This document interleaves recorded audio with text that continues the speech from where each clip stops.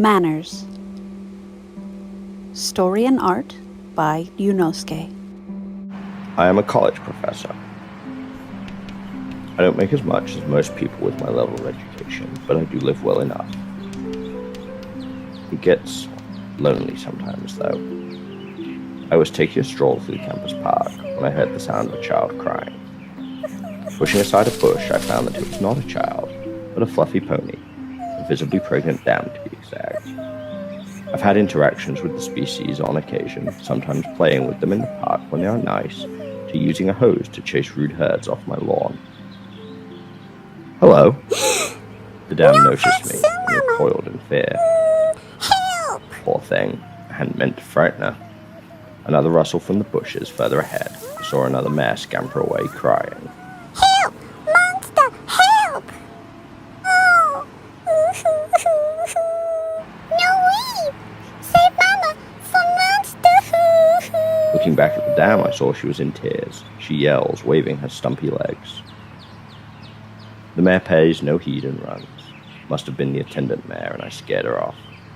I looked back at the dam. She clutched her stomach, a grimace of pain on her face. Fluid is pooled at the base of her enormous gullet and bottom, soaking the fur. It smells badly, mixing in with the dirt that her fur is already coated in. Do you want my help? I can't leave her like this. She must be in a lot of pain. Answer me. Do you want my help? But I can't break my principles. It would be unethical to force aid upon this creature if it did not want it. She's gasping for air at this point, looking at me with fear and desperation. Help! Help, please! I rolled up my sleeves, shivering slightly at the brisk autumn air. Picking her up gently, I rushed her inside one of the campus buildings, a storeroom where the custodians keep their cleaning supplies. I'll take you somewhere warmer. You shouldn't give birth out here.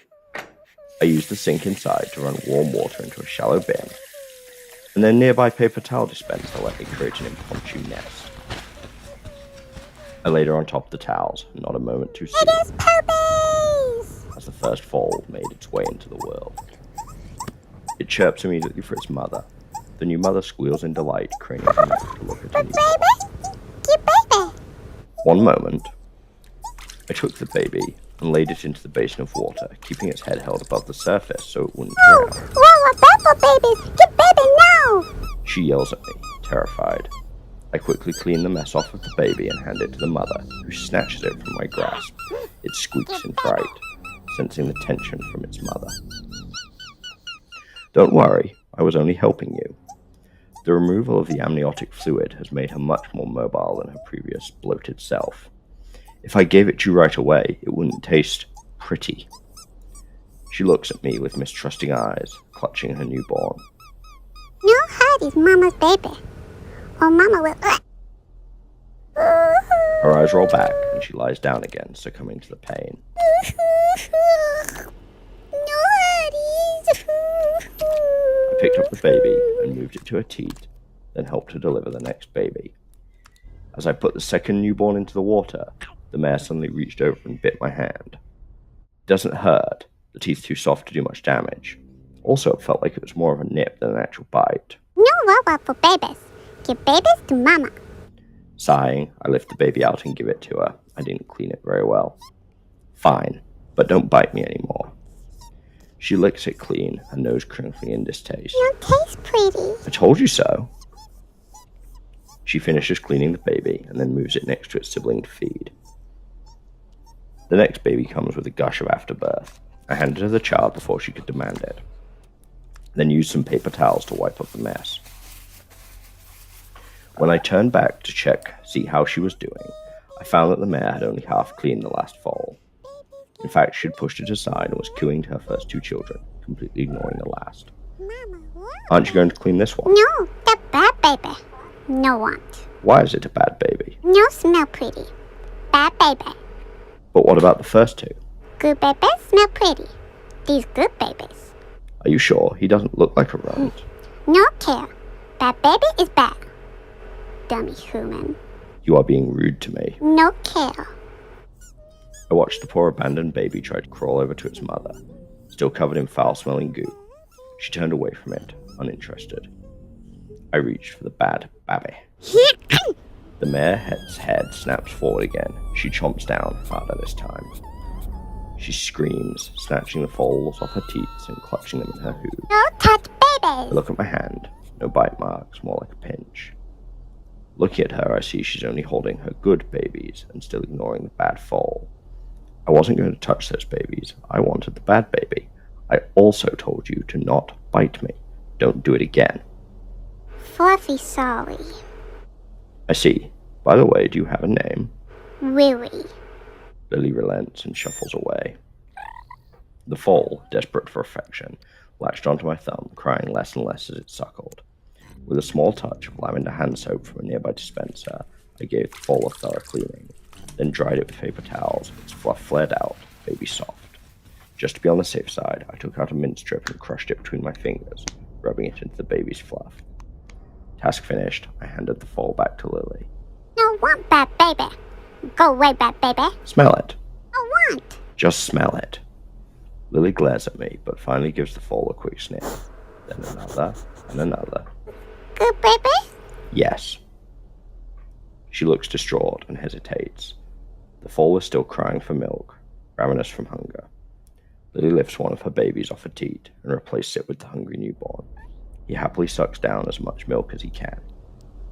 She begins cooing to it. No worries, babies. Mama here. Meanie monster no hurries. Mama sorry, baby. Meanie monster. Ingrate. What? Ingrate. You are being ungrateful. What that mean? You aren't sorry for being a meanie to me. No care. You owe me. I did you a favor. I saved you and your baby's lives. No need, dummy human. Dummy, take mama and baby away. You asked for my help. You brought this upon yourself. Really? Fine with her. Safe with her. Dummy human, scare her away. You are fooling yourself. You weren't safe trespassing on human land, regardless of what you may think. Also, if you were so safe with your herd, where are they? No. They abandoned you. True. Not true. They got scared and left you. It's the only thing that makes sense. Mama still have babies. Mama makes things all right for babies. Not likely. Death from the cold wind. No. Babies no forever sweeties. Death from cat or dog. No. Monsters stay away from babies. Death from abandonment. Lily lunges for my hand, mouth wide. She bites me again, as viciously as she can. The mare's teeth sink into my skin, and she lashes back and forth like a wild dog would when it wants to savage one of its victims. Patiently, I allow Lily to wear herself out. When she's done, the foals are crying again. She takes a moment to calm them down.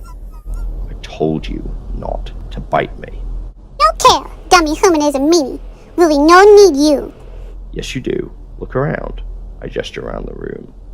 You are safe here, but you have no way out. I'm the only one that can open the door, aside from other humans who might find you. I pause so that sinks in. You have no food. Her expression slowly changes. You have no water. I'm the only one that can turn the tap, and soon you'll run out of milk.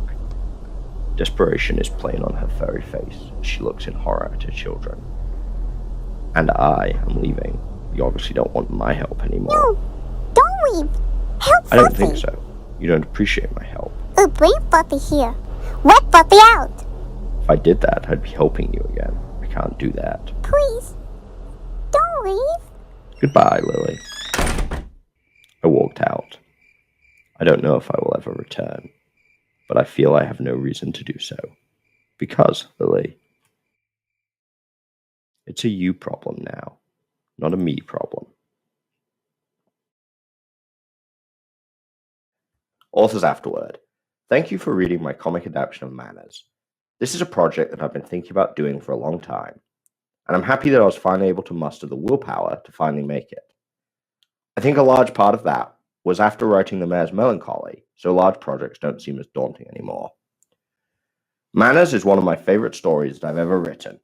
It wasn't as popular as Mayor's Melancholy or A Difficult and Hard Life, yet it was still one of my best works simply because of the discussion that it brought about. The current scene doesn't seem to support a lot of sympathy towards a Fluffy's point of view, but when this story first came out, people were more willing to argue in their defense. I wanted people to question their moral boundaries with this story. I wanted them to take sides. So, who was right? And who was wrong? Was it the asshole professor who forced his ethical standards on a subhuman feral intelligence? Or was it the bitch Fluffy's fault, assigning blame for her misfortunes on the first easy target she could find? Who got what they deserved? And did they deserve more? Ask yourself, because that's for you to decide. Let me know what you think in the comments. Again, thank you for reading. I hope you all enjoyed it. Do you